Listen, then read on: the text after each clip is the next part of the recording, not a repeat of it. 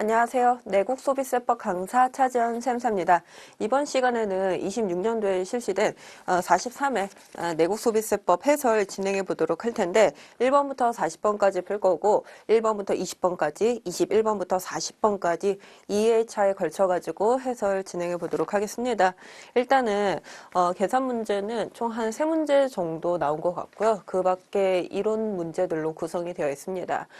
그 다음에 제가 생각했을 때는요, 난이도는 중 정도는 된 것 같아요.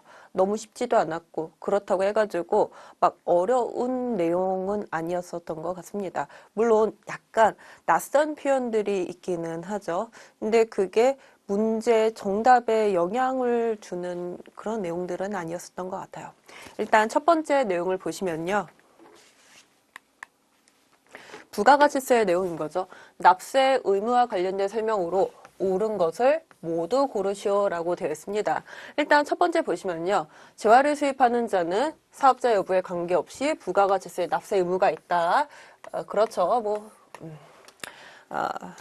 이건 다툼의 여지가 없는 거고, 두 번째, 부가가치세를 납부할 의무가 있는 사업자인 그 법인에는 국가, 지방자치단체, 지방자치단체 조합을 포함한다. 보통은 이 문장이 이런 국가는 제외한다라고 하면서 오답으로 나올 가능성이 있거든요. 그런데 이거는 아예 정답으로 옳은 표현으로 되어 있기 때문에 여기도 오류는 없고요. 그 다음에 그 세 번째를 보시면은요. 이게 원래 농업인에서 이렇게 그 비과세되는 그런 부업소득 같은 경우는 원칙으로는 이거 어떻게 처리를 하죠? 비과세예요. 근데 여기서 예외적으로 언급이 되는 내용들이 있죠. 음식물의 판매, 민박, 특산물 제조, 전통차 제조 이런 것들은 과세로 예외적으로 처리가 된다라고 하는 그런 내용이었습니다. 근데 문장의 끝부분을 보시면은 납세 의무가 없다라고 되어 있어요. 근데 있는 거죠. 그래가지고 디귿의 문장에 오류가 있어서 디귿을 제외한 기역, 니은 3번이 정답이 되겠습니다. 그 다음에 그 두 번째 주사업장 총괄납부와 사업자 단위 과세 제도.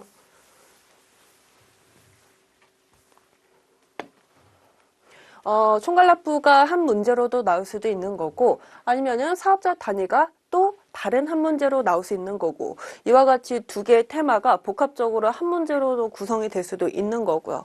근데 이렇게 두 개를 묻는 문제가 훨씬 더 복잡한 거죠. 어찌 보면은.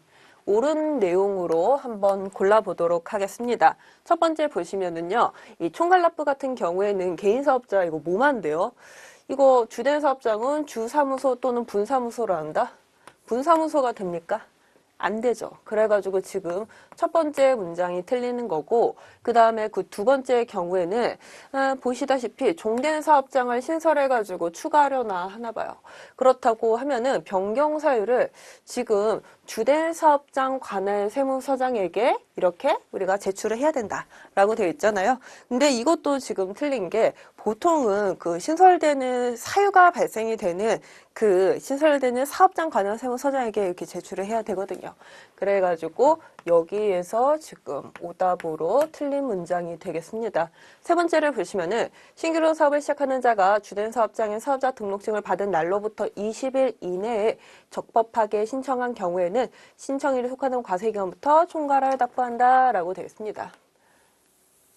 신규 사업자가 주사업장 총괄납부를 신청을 할 때 언제까지 신청을 해야 되느냐라고 하는 내용으로서 이 3번이 옳은 문장이 되겠고요. 그러면 이거 4, 5번은 다 틀렸겠죠. 근데 보통은 우리는 3번부터 이렇게 정답이 나오면은 체크하고 바로 다음 문제로 넘어가기는 하죠. 그 다음에 그 네 번째를 보시면요. 사업자 단위 과세. 여기서부터 이제 사업자 단위네요. 1, 2, 3번이 지금 주사업장 총괄납부였던 거고. 보시면은 사업자. 잠시만요. 적법하게 포기한 경우에는 그 포기한 날에 속하는 과세기간부터 각 사업장별로 신고 납부한다. 다음 과세기간부터인 거죠.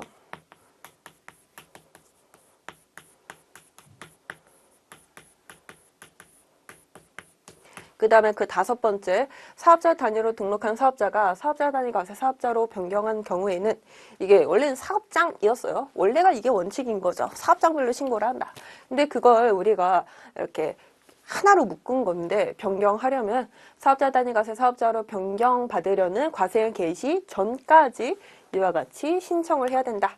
개시 전이기만 하면 되는 거예요. 시작하는 경우에나 우리가 뭐 끝내는 경우에나 과세한 개시 20일 전에 포기해야 되는 거잖아요. 그래가지고 지금 5번의 문장도 틀렸다고 할 수 있겠습니다.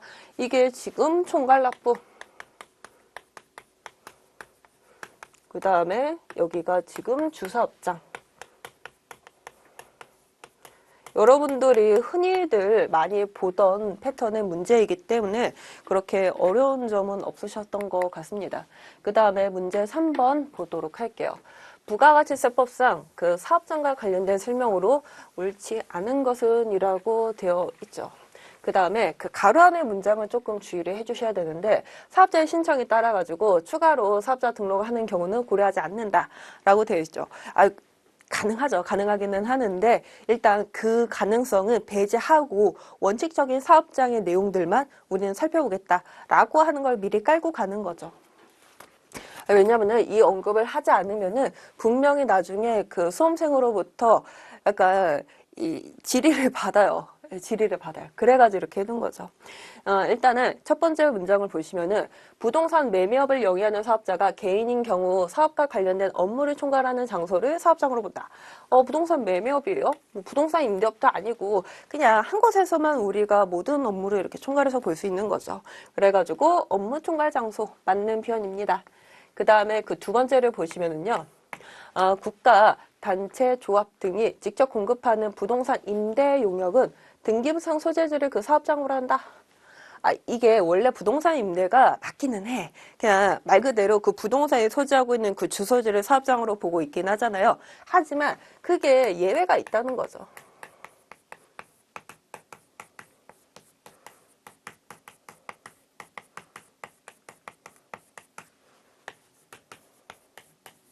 단순히 권리만을 대여를 한다거나 혹은 이와 같은 부동산 임대업을 하는 그 주체 자체가 국가 등인 경우. 근데 여기서 뭐라고 되어 있어요? 국가가 이런 부동산 임대업을 한다. 그러면은 원칙이 아니라 그 예외 사항으로서 업무 총괄 장소다라고 하는 거죠.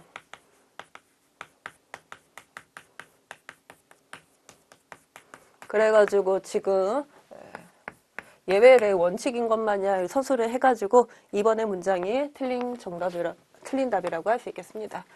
그 다음에 세 번째 가보죠. 제조업의 경우에는 포장만을 하거나 용기에 충전만을 한 장소를 사업장에서 제외한다. 그쵸. 제외합니다. 이런데 안 돼요. 네 번째, 사업장을 두지 아니하면은 주소, 거소를 사업장으로 본다. 그런 분들이 계세요. 사업자도 내지도 않고요. 그냥 집에서 본인의 이렇게 모든 업무를 처리를 하는 거죠. 그러면은 그 사람이 당연히 뭐 사업장은 없으니까 대신 사람이긴 하니까 주소나 거소는 있겠죠. 맞는 표현인 거고요. 그 다음에 마지막, 법인의 명의로 등록된 차량을 개인이 운영하는 운수업의 경우에는 등기부상 소재지로 한다라고 되어 있습니다. 일단은 이게 원칙이 누구냐라고 하는 거예요. 아무리 개인이 사용할지언정 그 차량에 대한 원래 명의는 법인으로 되어 있기 때문에 법인 기준으로서의 사업자 등록, 사업장을 이렇게 봐야 된다라고 하는 내용이죠. 옳은 표현. 3번까지 풀었고요. 그 다음에 4번.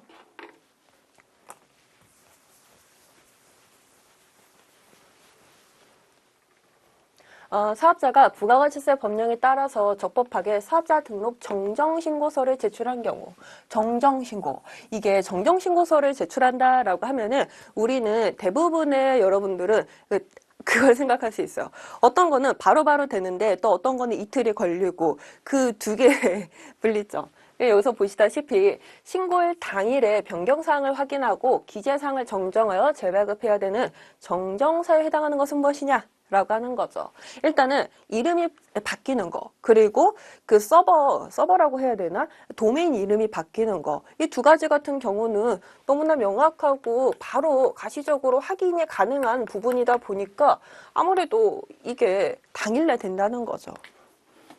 그리고 이런 것들은 아니죠. 사실 저 같은 경우도 이거 1번 딱 체크하고 4번은 그냥 거저 먹었다 라고 하면서 바로 5번으로 이렇게 기쁘게 갈 것 같기는 해요. 4번은 굉장히 쉬웠습니다. 예.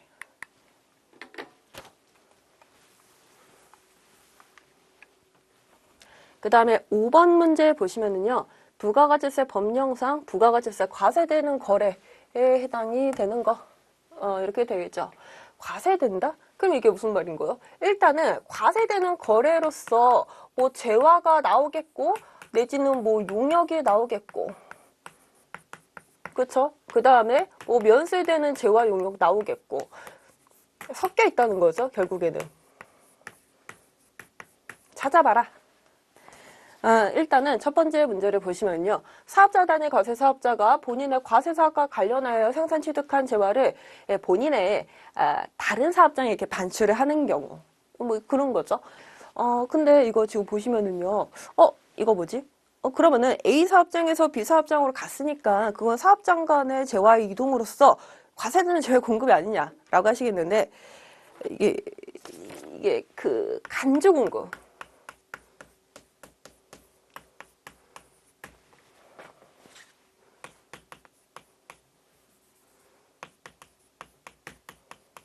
판매 목적의 타 사업장 반출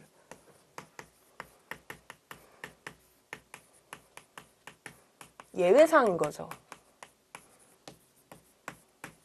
원래 간주 공급 중에서 이 판매 목적 타 사업장 반출은요. 원래 공급으로 과세를 해요.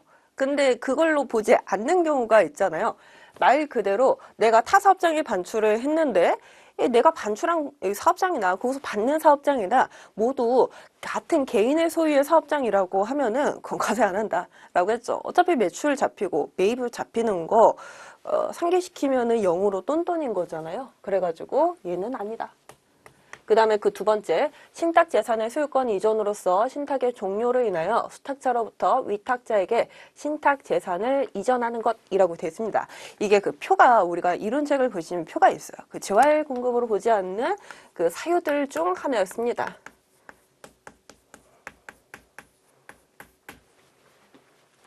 위탁자에서 수탁자로 보내는 거. 또 수탁자에서 또 위탁자로 보내는 거, 수탁자가 또 다른 새로운 수탁자에게 보내는 것 모두 이걸 재활 공급으로 보지 않죠. 그 다음에 그 세 번째를 보시면은요. 자기의 과세사업과 관련하여 생산하거나 취득한 재화를 본인의 면세사업을 위해 가지고 직접 사용하는 경우 이거 뭡니까? 영세율을 적용받음이라고 되어 있습니다. 과세사업과 관련한 거를 과세사업에 사용했는데 왜 면세사업에 사용을 해요? 그러면은 이거를 너 왜 우리가 뭐 과세사업에 사용할 거라고 부가가치세 공제를 해줬는데 왜 이거 갖고 면세에 사용을 하느냐? 간주공급 중에서 면세 전용으로 보아가지고 우리는 부가가치세를 과세하겠다. 라고 하는 거죠. 그 예외사항이 아니라는 거예요. 그래가지고 세 번째가 정답이 되겠습니다. 그 다음에 그 네 번째를 보시면요. 사업자가 지금 사용인에게 대가를 받지 않고 아니면은 시가보다 엄청 낮은 금액으로 어떤 제공을 한 거예요. 근데 그게 뭐야? 결국에는 작업복, 작업모, 작업파. 옷을 줬대요. 근데 그 옷이 그냥 추리닝 뭐 그런 것도 아니고 작업복인 거야. 그거 어디서 이렇게 우리가 밖에 나가서 입을 수는 있겠냐고요. 그런 게 전혀 아니라는 거죠.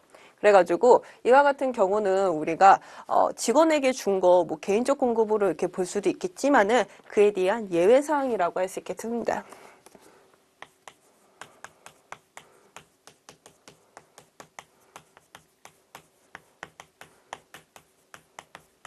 그 다음에 마지막을 보시면은 사업용 자산을 상속세 및 증여세법에 따라가지고 물납하는 거 이것도 마찬가지예요. 재화의 공급으로 보지 않는 그 여러 개 중 하나였죠. 아니 물납하는 거야. 어차피 우리가 물건을 그냥 세금을 부채를 면책시키는 조건으로 국가에게 지급을 하는 거잖아요. 그쵸? 근데 그 상대방이 국가이기 때문에 부가가치세를 어차피 뭐 거래증세에서 납부를 하는데 환급을 받는데 그건 의미가 없다. 라고 하는 뜻에서 이 물납이라고 하는 제도가 재활 공급에서 이렇게 배제된다라고 하는데요. 제가 말씀을 드렸습니다. 그 다음에 6번 문제 가보도록 하죠. 부가가치세 법령상 재화의 공급에 해당하는 것이라고 되어 있습니다. 그러면은 재화의 공급 나올 수 있겠다. 그 다음에 용역의 공급도 나올 수 있겠다라고 하는 점 한번 가보겠습니다. 사업자가 질권, 저당권, 양도담보의 목적으로 권리를 제공하는 거, 양도담보? 이게 무슨 말인 거예요? 우리가 어떤 돈을 빌리려고 해. 근데 우리가 뭐 신용도 아니고 그냥 담보로 이렇게 돈을 빌리려고 하거든요. 그러면은 내가 가지고 있는 어떤 부동산 중에서 그걸 담보를 할 수 있잖아요. 근데 내가 이렇게 뭐라 해야 되지? 꼬박꼬박 갚으면은 그건 여전히 내 재산 아닌가요? 그러니까 이와 같은 양도담보의 목적으로 권리 이런 거 제공하는 거는 재활 공급이 아니다. 그 다음에 두 번째를 보시면은요. 자동차 매매 사업자가 본인의 과세 사업에 사용하던 중고 컴퓨터를 사업자가 아닌 개인에게 현금 판매에 따라서 인도하는 것이라고 되어 있습니다. 이게 원래 사업자예요. 근데 나는 자동차 매매업이니까 어찌 보면은 그래, 이 사람은 그냥 자동차 파는 거에 대해서만 우리가 부가가치세를 과세해야 되겠구나 라고 생각하시겠지만은 사실 이 사람도 부가가치세 공제 받았던 것도 자동차도 공제 받았겠지만은 그 본인 사업자가 있을 거 아니겠습니까? 사무실이 있어요. 그러면 거기에 컴퓨터 놓고 책상 놓고 의자 놓고 하는데 그와 관련된 부가가치세 모두 매수세 공제를 받았다고요. 그러니까 그와 관련된 모든 판매 행위라고 하면은 물론 주 업종이 아니기는 하지만은 이러한 중고 자동차란다. 컴퓨터를 일반 개인에게 판매하는 것도 재화의 공급으로 봐야 된다는 거죠. 그 다음에 경매, 공매, 그 다음에 수용. 이거는 그냥 이게 하나의 세트로서 재화의 공급이 아닌 사유들로 우리가 살펴봤었던 내용입니다. 7번 문제 가보면은요. 이거 조금 패턴이 단조로운 것 같아요. 6번 같은 경우가 재화의 공급이었고 한번 골라봐라. 그 다음에 그 바로 다음 문제 7번으로는 용역의 공급 좀 한번 봐라. 찾아봐라. 라고 하는 거죠. 너무 정형화되어 있기는 해요. 그래서 옳은 것을 모두 고르겠습니다. 첫 번째, 건설업의 경우에는 자재 전부 또는 일부를 부담하는 거. 근데 원래 여기다가 자재 부담시키면 안 되거든요. 근데 예외적으로 건설업의 경우에나 이런 사항들 예외적으로 인정을 해주겠다라고 하는 거죠. 얘도 용역. 두 번째 보시면요. 주요 자재를 전혀 부담하지 아니하고 단순히 가공만 해주는 경우 이게 찐 용역이기는 하죠. 진짜 용역. 가짜 용역은 아니에요. 저것도 용역이긴 해요. 그 다음에 그 디귿 보시면은 본인의 노하우를 이렇게 전수해 주는 거잖아요. 용역이죠. 그래가지고 이것도 조금 좀 난이도가 조금 낮은 그런 문제였었던 것 같습니다. 그 다음에 8번 가보시도록 하죠.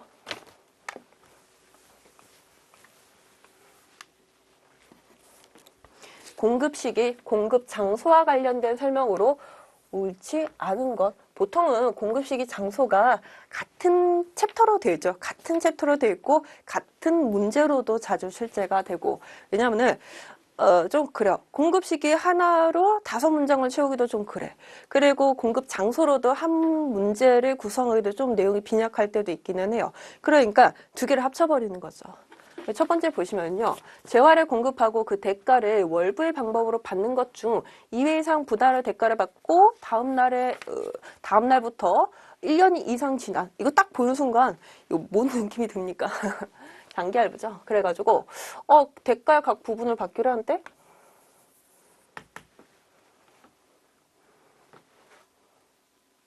대가의 각 부분을 받기로 하는데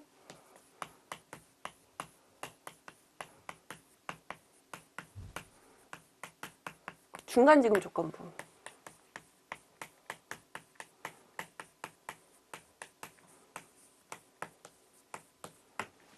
이거에 더 가깝나?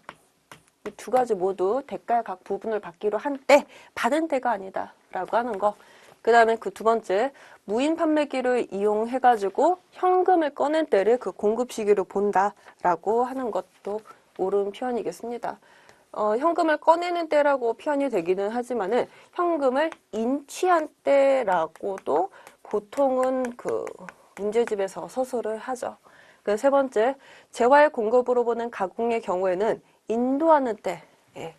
이게 가공이면은 용역이잖아요. 근데 사실 뭐가 메인이라는 거예요? 재화라는 거죠, 결국에는. 그러니까 인도하는 때가 맞겠습니다. 그 다음에 네 번째, 납세 의무가 있는 사업자가 땡땡 법에 따라서 등록한 시설 대여업자로서 시설을 임차하고 직접 인도받은 경우에는 대여업자가 공급자로부터 직접 공급받은 것으로 보아 공급 시기를 규정한다. 라고 됐죠. 이 약간 틀리죠. 이게 시설 대여업자 뭐예요? 리스 회사.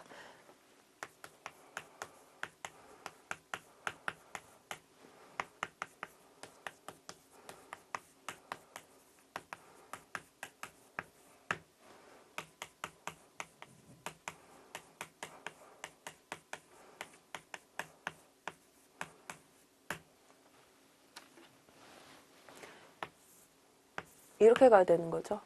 시설 대여업자 리스 회사가 공급자로부터, 물론 자동차를 예시로 들어봤을 때 공급자가 누구예요? 현대자동차가 일단 리스 회사에 보내겠죠. 그리고 리스 회사가 고객에게 보내겠죠. 근데 그러면은 부가가치세 공제라고 하는 그런 예민한 부분에서 페널티를 받기 때문에 그냥 공급업자로부터 사업자가 직접 받는 거, 그런 형식으로 적용을 한다라고 하는 내용으로 되어 있습니다. 그래서 지금 옳지 않은 답은 4번으로 되어 있고요. 그 다음에 그 5번째 문장을 보시면요. 국내 국외에 걸쳐가지고 용역이 제공되는 국제 운송의 경우 사업자가 비거주자 또는 외국 법인이면 여객이 탑승하거나 화물이 적재되는 장소가 용역의 공급 장소이다라고 되어 있습니다. 이게 메인이죠. 이게 지금 국제운송 같은 경우는 이게 비거주자 아니면은 뭐 거주자냐 아니면은 내국법이냐 외국법이냐 그 두 개로 이렇게 분할이 되어 있죠. 근데 그 두 번째요. 두 번째 케이스 같은 경우는 화물이 적재되거나 여기에 사람이 이렇게 탑승하는 그 장소가 어디인지가 굉장히 중요하다라고 하는 거. 그 다음에 9번째 가보도록 할게요. 부가가치세 법령상 거래 형태에 따른 재화의 공급 시기로 옳은 것을 모두 고르시오라고 되어 있습니다. 일단은 기억, 니은, 디귿 중에서 한번 골라보도록 할 텐데 첫 번째 내용을 보시면은요. 현금 판매, 외상 판매의 경우에는 인도되거나 이용 가능하게 된 때라고 하는 거. 여기서 뭐 오류는 없는 것 같아요. 네. 그 두 번째. 상품권을 이렇게 현금으로 판매를 하고 나중에 진짜 우리가 물건하고 교환을 하잖아요. 그러니까 실제 재화하고 인도되는 때가 상품의 그 공급 시기라고 할 수 있다라고 하는 거죠. 그 다음에 그 세 번째를 보시면은요, 물품 등을 무한으로 수출하여 해당 물품이 판매된 범위 내에서 대금이 결제되는 계약에 의한 수출의 경우에는 선적일로 되어 있다라고 되어 있습니다. 근데 이게 지금 여기 첫 번째부터 두 번째까지의 그 내용은 뭐예요? 우리가 직접 가가지고 그 시장에 맞는 그런 마케팅을 하기가 좀 그러니까 거기 제 사정을 잘하는 사람한테 맡긴 거예요. 위탁 판매 수출.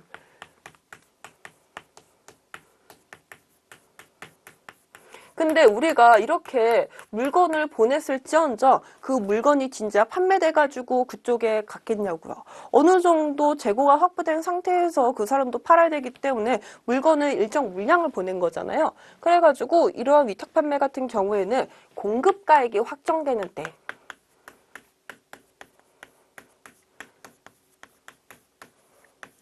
이라는 공급 시기를 따르겠습니다. 그래가지고 이게 두 개. 기억하고 니은이 옳은 걸로 되겠죠. 그 다음에 10번 가보도록 하죠.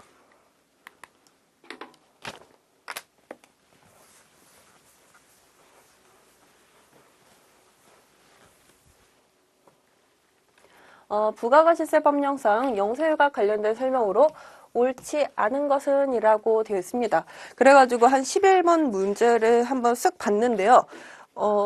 아니나 다를까 면세가 나오고 있어요. 보통 영세율 따로 하거나 면세 따로 하거나 그 두 가지를 한 문제에 넣거나 인데 이거는 10번하고 11번을 영세율과 면세로 이렇게 구분을 했습니다. 이분도 약간 그 순서가 중요하신 그런 분이신 것 같기는 해요. 일단 이 10번부터 한번 풀어보면은요. 옳지 않은 걸 고르라고 되어 있으니까 솔직히 다른 건 다 맞고 하나는 틀린다. 뭐 그런 내용이겠죠. 첫 번째를 보시면은요. 내곡신용장 구매 확인서에 의해서 공급하는 재화는 영세율을 적용한다. 근데 여기서 여러분들이 주의를 해주셔야 되는 거는 금지금이 혹여나 포함되어 있다는 이 가로 안의 내용을 못 보고 그냥 옳다라고 정답 체크를 할까봐 그건데 아예 그냥 옳게 제외라고 되어 있어요. 그래가지고 여기서 뭐 이렇게 따질 여부는 없는 것 같고요. 두 번째, 선박항공기에 의해서 여객이나 화물을 국외에서 국외로 수송하는 이런 것은 영세율을 적용을 한다라고 되어 있죠. 국외에서 국외로? 이게 그렇잖아요. 국내에 예를 들어가지고 우리가 김포공항에서 저기 제주도로 가는 거 있잖아요. 근데 그거는 우리가 여권도 필요하지 않잖아요. 신분증이면 되니까. 요런 거는 우리가 여기서 나오는 영세율이라고 할 수는 없겠지만은 그 밖에 둘 중 하나든 국외가 걸려있는 것들은 영세율에 해당한다고 할 수 있겠죠. 그 다음에 세 번째를 보시면은요. 내국법인이 국외에서 공급하는 용역에 대해서는 영세율을 적용한다.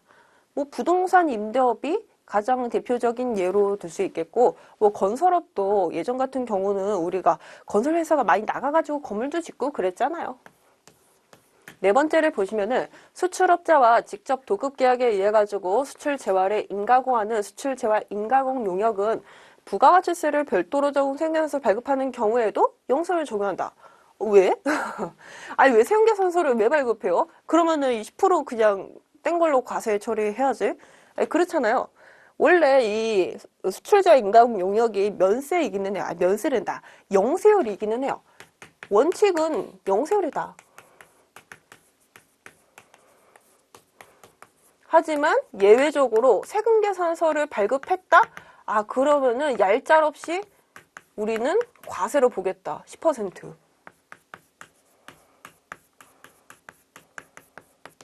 이런 문장이 있었죠. 근데 영세율로 하겠다라고 표현이 됐으니까 지금 10번의 정답은 4번이 되겠다라고 하는 거.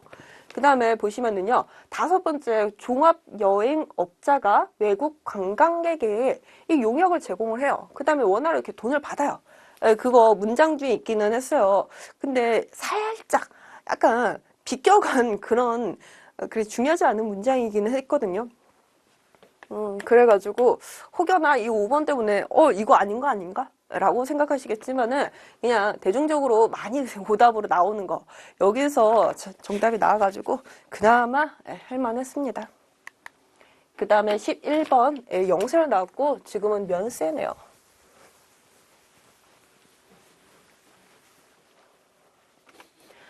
부가가치세 법령상 면세가 적용되는 재화 용역의 공급과 관련된 설명으로 옳지 않은 거? 예, 그렇습니다. 첫 번째, 토지의 공급에 대해서는 부가가치세를 면제한다. 그렇죠. 토지의 공급은 어찌됐든지 간에 우리가 부가가치세 생산 요소 중 하나이기 때문에 면세예요. 근데 토지의 대여는 또 과세고 하여튼 머리 아프죠. 그 다음 두 번째, 약사법에 따른 약사가 제공하는 의약품의 조제 용역은 부가가치세를 면제한다. 여러분들 배운 바가 있습니다. 조제 용역은 면세를 시키고 그냥 거기서 뭐라 그래야 되지? 약간 파카스 같은 거. 파카스는 약이 아닌가? 우리가 타이레놀 같은 거는 그냥 손쉽게 뭐 처방전 없어도 그냥 구입할 수 있는 거잖아요. 그런 건 또 과세고.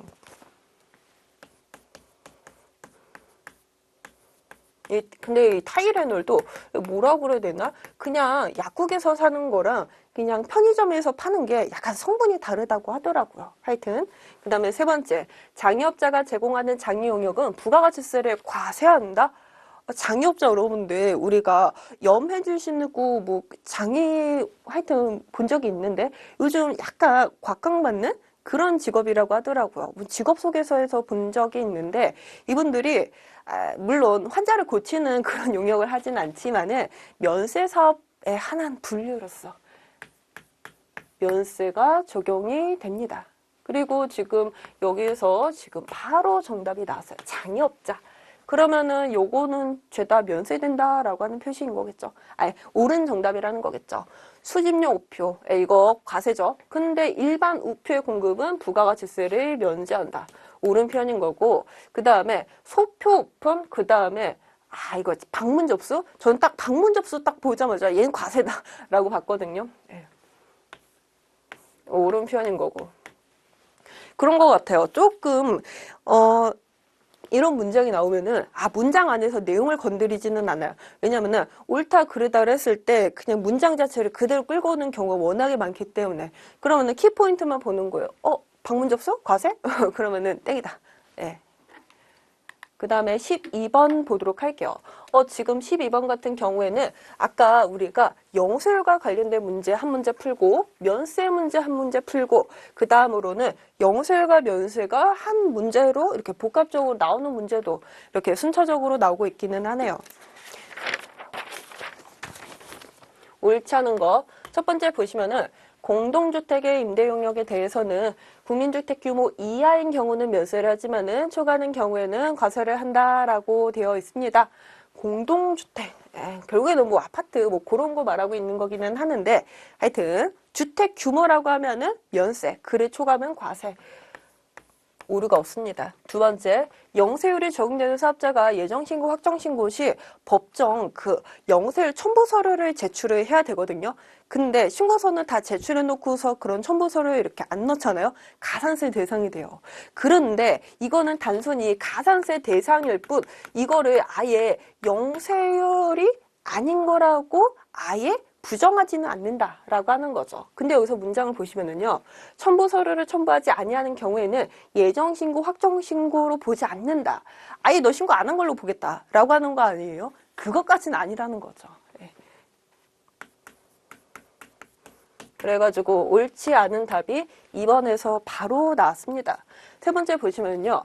사업자가 비거주자 외국법인이면은 말 그대로 우리나라 국민이 그 나라에서 진짜 영세를 적용받으면은 니네 국민도 우리 집이 된다. 우리나라에 왔을 때 동일하게 영세를 해줄게. 상호 이렇게 영세율 그걸 말하고 있는 거죠. 네 번째, 간이가세자는 과세사업을 영위하는 자이므로 영세율 적용 요건에 부합하면은 영세율 적용이 가능하다. 그래요. 과세사업은요, 10%도 있겠지만은 0%도 있거든요. 그래가지고 간이가세자도 영세율 적용 가능합니다. 어떤 분은 그냥 간이가세자, 그냥 매출 규모가 조금 뭐라고 해야 되지? 그런 거니까 영세율은 안 되는 거 아니야? 그렇게 생각하실 수도 있어요. 근데 아니에요. 아닙니다. 그 다음에 다섯 번째, 여기 보시면요. 시내버스 운송 영역은 면세를 적용하지만 시외, 우등이 좀 비싸죠. 얘는 과세를 합니다. 예. 이게 시외라서 과세가 되는 게 아니라 우등이라서 과세가 되는 거예요. 그 다음에 13번의 면세 포기.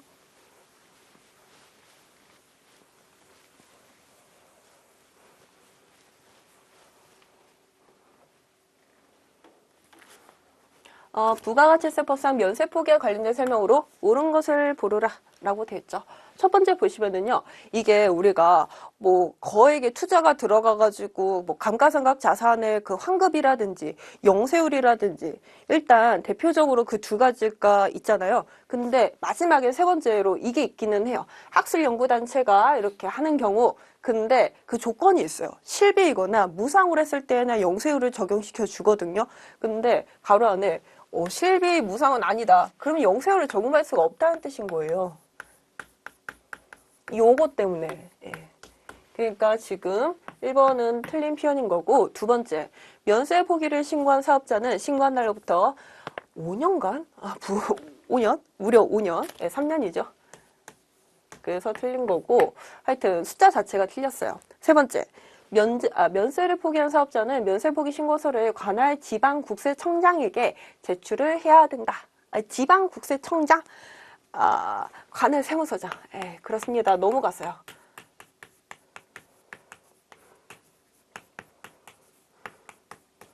그리고 국세정보통신망에 의한 제출은 제외. 왜 제출을 해? 요즘 같은 시대에 우리가 면세 포기하려면은 죄다 거기 이렇게 구루마? 하여튼 다 이렇게 버스로 이동해 가며 이렇게 자동차를 끌고 가며 직접 서면 제출해야 된다는 뜻인 거거든요. 근데 요즘 같은 시대에 홈택스 그냥 인터넷으로 다 할 수 있거든요. 근데 여기서 여러분들이 안 걸렸더라도 여기에서는 반란할 수 있어야 됐었어요. 네. 그 다음에 그 네 번째, 면세 포기를 신고한 사업자가 부가가치세를 면제받으려면은 그 적용이 받으려는 과세기간에 6개월 전까지 인고서를 제출해야 된다라고 돼 있어요. 6개월 전. 아, 이거 너무한 거 아니냐고요. 네. 네, 바로 가능합니다. 바로 가능해요. 언제까지 해야 된다. 그런 기한에 대한 제약이 없어요. 그 다섯 번째, 식용으로 제공하는 국내산 수출용 농산물은 면세 포기가 가능하다. 이게 무슨 말인 거예요? 우리가 지금 쌀이 있거든. 아니, 쌀은 아니지. 그냥 사과가 있어요. 사과가 있는데 이걸 우리가 그냥 국내에서 이렇게 팔다가 이걸 외국에서도 팔아보자 라고 하면서 면세면은 영세율 적용이 안 되거든요. 그래가지고 면세 포기를 하고 과세사업자로 이렇게 전환을 해가지고 영세율 적용 받고 싶어 하는 거예요. 근데 다 맞죠? 사과. 면세 포기 가능하다. 네. 이걸 맨 마지막으로 이렇게 한 이유가 있는 것 같기는 해요. 이게 딱 흐름상. 네. 좀 시간을 잡아먹던 그런 문제였던 것 같습니다.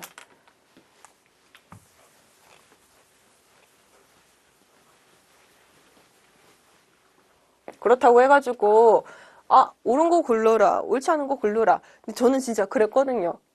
그냥 뭐 의심의 여지도 없이 그냥 5번을 봐요. 그냥 바로 5번을 봐. 근데 5번에서 정답 없어. 그럼 다시 1번으로 가요. 네. 근데 4번에 정답이 있는 경우 억울하죠. 네. 14번 이거 지금 계산 문제인데 지금 부가가치세에서 계산 문제가 세 문제 나왔어요.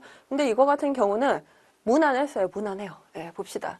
26년도 4월 12일 일반과세자 갑은 과세사업과 면세사업에 공통으로 사용을 했대요. 네, 사용한 기계를 2억 원에 매각을 했대요. 2억 원은 공급가액 기준입니다. 그리고 26년도 제1기 부가가치세 과세기한 과세표준 이게 얼마로 넣어야 될 것인가. 근데 우리가 지금 4월 12일에 매각을 하잖아요. 이렇게 볼까요? 1월 1일부터 6월 30일 그리고 그 중에 4월 12일이 있어요. 기계장치 매각. 그럼 그렇잖아요. 예전에 기계장치를 예전에 구입했어요. 여기라고 볼까요? 과거니까. 근데 이게 이 사업장이 과세사업자이기도 하고 면세사업자이기도 한 겸용사업자예요. 그러면은 과세사업 부분에 대해서는 매입세 공제를 받았다는 거죠. 하지만 면세사업분에 해당하는 거는 매입세 공제를 못 받아요. 그러니까 과세사업에서 공제 받았으니까 과세사업분에 해당하는 것만큼만 당신이 과세표준으로서 토해내라. 과세표준에 10% 해가지고 부가가치세 부담해라. 그게 맞는 거고 면세사업분에 대해서는요. 계산을 안 한다고요. 그러니까 여기서 우리가 총 공급가액 중에서도 과세 공급가액을 분자로 올려가지고 과세 비율만큼만 우리가 발라내야 된다라고 하는 거죠. 근데 문제는 지금 기계장치를 매각하는 날이 4월 2일 과세기간 중이에요. 근데 우리는 사실 어떤 자료가 있느냐 25년도 1기, 25년도 2기, 26년도 아이고 정정하겠습니다. 여러분들 문제는 그냥 정확히 26년도 1기라고 되어 있을 거예요. 이게 일단은 26년도 1기, 2기는 하지만은 현재 우리가 1기 총 공급가액이 그래 그때 18억 원이었지 이때 당시 알 수가 있나요? 아직 기간이 지나지 않았으니까 총 매출액을 아직 모른다고요. 근데 어떻게? 지금 당장 세운계산서는 발행을 해야 되잖아요. 그래가지고 총 공급가액, 과세 공급가액에 대한 내용을 우리가 할 때는 직전 과세기간. 직전 과세기간의 데이터를 활용을 해야 된다라고 말씀을 드렸죠. 그래가지고 요거를 사용한다라고 하는 거죠. 25년도 2기. 근데 지금 2기에 그 얼마예요? 10억 원에서 6억 원이니까 60%인 거죠. 그러면은 22억 원? 네. 10억 원 총 공급가액. 그 다음에 6억 원 과세 공급가액 해가지고 지금 1억 2천이던가요? 이걸 지금 과세 표준에 포함시켜야 된다라고 하는 거죠. 그 다음에 15번 가보도록 할게요.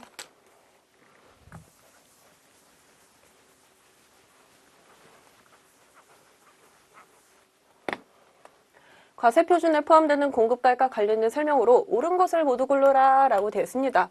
첫 번째 보시면은 용기, 우리가 보통은 우리가 용기 짝까지 손님한테 팔지는 않잖아요. 그거를 나중에 다 이렇게 반품할 거예요. 반품이 된다, 반환할 거예요. 그래가지고 그걸 조건으로 용기 대금을 제외한 금액으로 우리가 결제가 이루어졌다고 하면은 당연히 그 과세 표준에는 용기 대금 그거 들어가지 말아야 되겠죠. 옳은 표현인 거고, 두 번째, 공급에 대한 대가의 지급이 지체되었으면 받는 연체이자. 아니, 내가 어제까지 이렇게 주기로 했는데 놓쳤어요. 돈이 없어가지고. 대금이 이렇게 늦게 들어오는 바람에. 그래가지고 내일 줬다는 거죠. 어떻게? 이틀 연체됐네요. 그 이틀 연체 이자는 말 그대로 늦어가지고 우리가 추가적으로 지급하는 금액이지 그 물건을 지급하는 그 대가로서 받는 성격이 아닌 거잖아요. 그러니까 얘는 공급가액에서 제외를 한다. 라고 하는 거고, 그 다음에 그 세 번째 보시면은 재화 또는 용역의 공급과 직접 관련되지 아니하는 포함시키지 아니한다. 맞습니다. 그래가지고 기억 디귿에 해당하는 4번이 정답이 되겠죠. 그 다음에 재화의 수입에 대한 부가가치세 과세표준. 과세표준 내용이 계속 나오고 있기는 하는데 개주교 교농이라고 저는 외워요.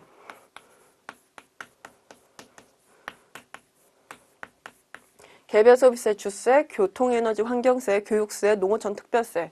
근데 거기서 어떤 곳에서도 담배소비세는 없어요. 물론 관세 과세가격하고 관세는 수입하는 거니까 당연히 가산되는 거고 그냥 깔고 가는 거고 추가적인 세금 그걸 말하고 있는 거였어요. 담배소비세 없습니다. 그 다음에 17번.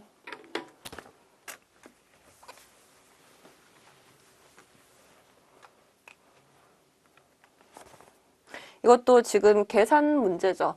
과세사업과 면세사업을 겸용하고 있는 그 대안은 26년도 6월 1일에 기계장치를 지금 1억 2천에 매입을 해가지고 잠시만요. 이거 조금 밑줄 치도록 할게요. 이게 조금 포인트인 것 같네.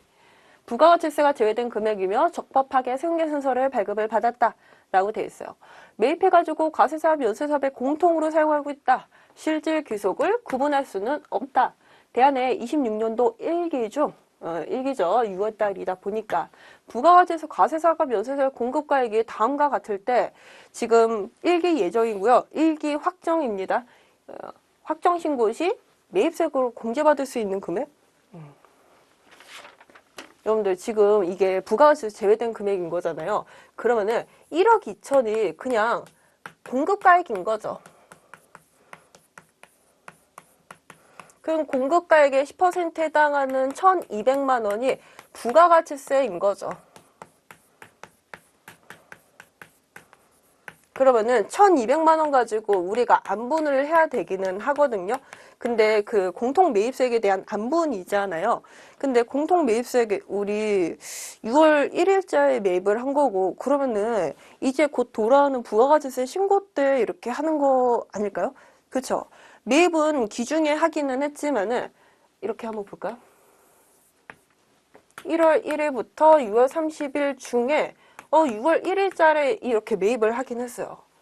그래도 우리가 지금 뭐 재화를 매각해가지고 지금 당장 세금계산서를 발행하는 그런 상황은 아닌 거잖아요.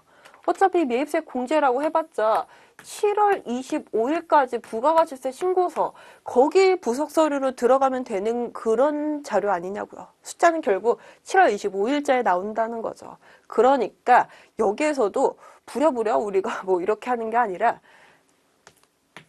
총 공급가 20억인 거죠. 총 면세 얼마죠? 5억인 거죠.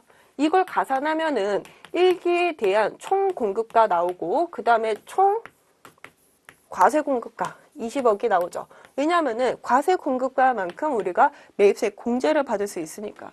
그러면 비율로 따지면 80%니까 네, 계산해야죠. 네.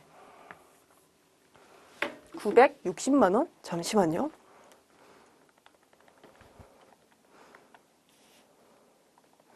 아, 잠시만요. 이게 3억 5억이고, 아, 이게 지금 15억이네요.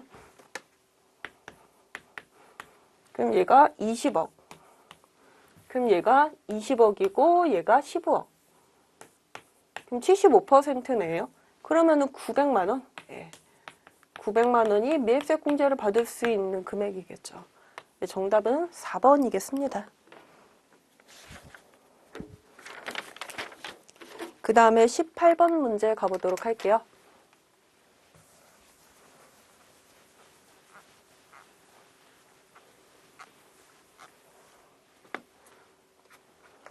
세금계산서 발급과 관련된 설명으로 옳은 것을 골라라 라고 되어 있습니다. 좀 많네요. 한 4문장 정도 되는 것 같아요. 첫 번째 보시면은 합병에 따라 소멸을 해요. 그러면은 합병이 진행돼도 뭔가 관리비 내야지. 그 다음에 뭐라고 되지? 그 청소비 나가죠. 각종 명목으로 돈은 나가거든요. 그에 대한 세금계산서를 뭐 발행하거나 발급받을 때가 있다는 거죠. 그럼 누가 하느냐? 소멸을 하는데 얘는 누가 할까요? 소멸하는 사람이 있으면 또 생성되거나 유지되는 그런 법인도 있겠죠. 그러니까 합병 이런 이렇게 존속하는 법인이나 신설하는 법인이 발급할 수 있다라고 하는 거. 네, 옳은 표현인 거고요. 그 다음에 두 번째, 수형으로 재화를 공급하는 경우에는 위탁 판매를 준용하여 세금계산서를 발급할 수 있다. 왜? 잠시만요. 사업 시행자. 잠시만요. 사업 시행자라고 하는 표현이 없네요. 여기다가 적겠습니다. 이 문장이 없어가지고 아닌 거 아닌가? 수용이면은 아닐 텐데 라고 했는데 사업 시행자 나와가지고 발급할 수 있다는 걸로 체크하도록 할게요. 그 다음에 그 세 번째 문장을 보시면은 착오로 전자세금계산서를 이중으로 발급한 경우는 발급할 수 있죠. 수정세금계산서 그 사유에 해당이 되죠. 우리가 원래 하나의 거래인데 이중으로 발급했어요. 2건. 그러면 둘 중 하나는 취소시켜야죠. 네 번째를 보시면은 면세 발급 대상이 아니거든요. 근데 세금계산서 발급하면은 이것도 어떻게 수정해야죠. 그래가지고 여기서 옳지 않은 답은 없어요. 그래가지고 5번으로 체크하도록 하겠습니다. 제가 생각했을 때는 기억하고 디귿하고 리을, 특히나 디귿하고 리을은 너무나 명확해요. 그래가지고 디귿, 리을 죄다 포함되는 거는 이렇게 3개거든요. 이렇게 풀 수도 있고 이렇게 풀 수도 있고 근데 기억이 너무 명확하게도 정답이야. 그럼 기억 들어간 건 뭐예요? 5번이지. 이렇게로도 여러분들 풀 수가 있습니다. 그 다음에 19번 보도록 할게요. 세금계산서 그 다음에 합계표와 관련된 설명으로 옳은 것은 이라고 되어 있습니다. 첫 번째 보시면은 법인사업자가 의무사업자가 되기 위해서는 법인사업장은 원래 태생부터가 의무사업자입니다. 그래가지고 이 금액에 대한 요건이 없어요. 그 다음에 그 두 번째를 보시면은 작성연월, 공급연월이 죄다 필요적 기재사항이다. 아니죠. 이 두 개가 다 나올 수는 없죠. 그 다음에 그 세 번째, 세금계산서를 발급받은 국가나 지방자치단체는 매입차별 세금계산 합계표를 과세기간이 끝난 후 25일 이내에 제출을 해야 된다. 라고 하는 거. 국가도 우리가 어떤 식탁을 샀어요. 아니면은 뭔가 의자를 사거나 책상을 사거나 구입한 게 있어야 되잖아요. 그러니까 당연히 그 상대방도 과세사업자이고 그 과세사업자가 실제로 매출을 정직하게 신고를 하는지 매입한 자의 자료를 근거로 우리가 크로스 체크를 해야 되는 거잖아요. 그래가지고 국가일지언정 제출해야 된다라고 하는 의미에서 3번 정답이 맞겠습니다. 그 네 번째 보시면은 50만 원이 아니죠. 5만 원. 그 다음에 세관장에게 발급해야 된다? 뭐죠? 수입하는 자는 수입되는 재화에 대해서 세금계산서를 세관장에게. 아니지 않나요? 일단은 세관장이 수입하는 자에게 발급을 하는 게 순서에 맞겠죠. 그래 5번도 틀린 표현입니다. 그 다음에 마지막 20번 문제를 보시면은요. 매출수액에서 공제 가능한 매입수액을 모두 골라라 라고 되어 있습니다. 이거 약간 쉬웠던 것 같기는 하는데 첫 번째 보시면은요. 재화 또는 용역의 공급 시기 이후에 발급받은 세금계산서로서 확정신고 기한까지. 이후에 받게 됐거든요. 확정신고 기한까지 했대요. 아, 그러면은 해줘야지. 근데 이런 경우 엄청 많아요. 왜냐면은 그냥 누락이 됐을 수도 있거든요. 예. 건수가 너무 많으면은, 아니면은 계속 직원이 바뀌다 보면은 뭔가 인수인계도 잘 안 되고 약간 그런 상황이 있을 수 있거든요. 그러면은 부가가치세가 지금 마감되기 전에 부랴부랴 그때야 끝난 거죠. 두 번째 보시면은 사업자 등록을 신청한 사업자가 등록증 발급일까지의 거래에 대해서 아직 안 나왔어요. 그럼 어떻게? 등록번호 없는데 그 대표자의 주민번호라도 이렇게 써야 된다라고 하는 거죠. 그 세 번째, 재화 또는 용역의 공급 시기 전에 받았더라도 재화 용역의 공급 시기가 발급일로부터 6개월 이내 도래하고 거래 사실이 확인이 돼가지고 결정 경정하는 경우라고 되어 있습니다. 공급 시기 오류라고 되어 있기는 하는데 이게 가산세가 붙기는 해요. 0.5%인가 하여튼. 근데 공제 자체는 됩니다. 네, 돼요. 그래가지고 정답은 5번 체크하도록 할게요. 이게 디귿이 약간 곁다리에 있는 거예요. 지금까지 어떤 기출문제도 이거에 대해서 막 이렇게 자주 다루거나 하지는 않았거든요. 이 문장 자체를 문장이 잘 쓰이지 않았던 그런 약간 그런 중요하지 않는 취급을 받았던 문장이었던 거죠. 그래가지고 뭐 기억 니귿 있고 그냥 이거 있으면은 이걸 고른 분들도 꽤 계실 거다라고 하는 거죠. 이것 때문에 조금 어려웠어요. 네. 20번 문제는 그래가지고 5번으로 마무리하고요. 21번부터는 여기서 끊고 그 다음 시간에 진행하도록 하겠습니다. 수고하셨어요.